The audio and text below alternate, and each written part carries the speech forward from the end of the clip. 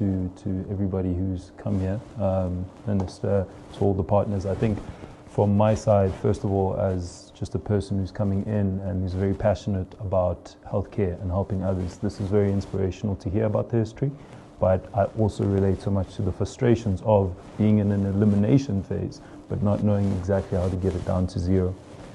Before I even kind of give Supranational's perspective around helping and the perspective around destigmatization and abolishing concepts that aren't true, just wanted to say that the Supranational organization is one that's founded on the principles of aspiration and inspiration.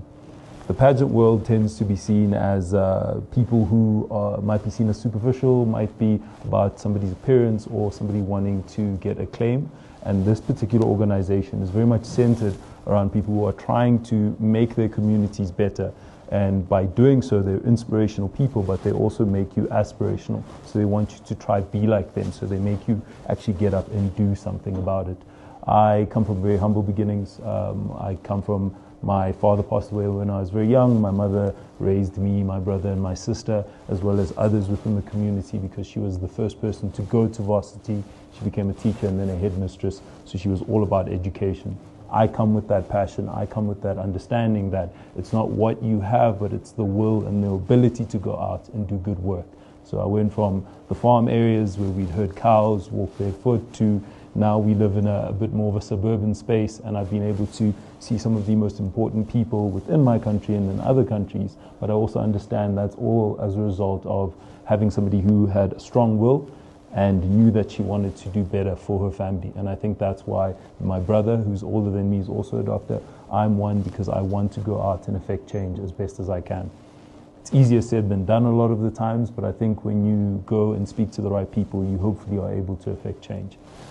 I subsequently lived the life that I've lived. I think you might have seen a bit of my bio. I'm somebody who wants to go out, help people, but also wants to live their life the best that they can. I was fortunate enough to be able to become an ambassador by getting the sash in July last year.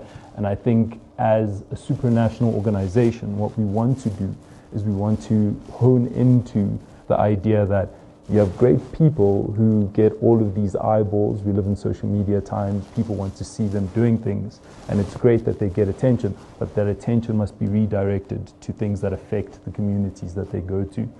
That's why there's such a great collaboration between Sasakawa and the Supranational organization, because they understand that people want to see what we do as ambassadors, or Tata, who's Miss Supranational, what she also does. And there's a lot of eyeballs, and there's a lot of people who then see the things that you're doing and can affect change. But we want to affect change in the right area. And I think leprosy's been an issue that has been there for so long. It's biblical in nature. You hear stories about it, and you realize that it's been happening for this long, which means that there's ideas and concepts around it that are then there for that long. And what has to happen is we have to show people that a lot of the concepts that they had, as we spoke about, that it's highly infective, the fact that you get it and you shouldn't be within society, you should be shunned or put away. These are things that we need to break, because within any illness or issue like this one, it comes down to a biopsychosocial model, where there's the biological component. As you said, you become incredibly good at the clinical elements, the diagnostics, being able to even do, I think the rifampicin single dose is something that is so interesting to me, having worked in a country that has HIV and TB, and how you've been able to kind of pivot and be able to try and make sure that you're stopping the spread and the transmission in that way. And you have all of this innovation that's happened over these years, but we still have ideas that are hundreds of years old. And I think with regards to visibility, with regards to the media that we're hoping to get with this, and the platform that we have as an organization, both Sasakawa and Supranational, we're able to show people that all of those things are false. It's misinformation.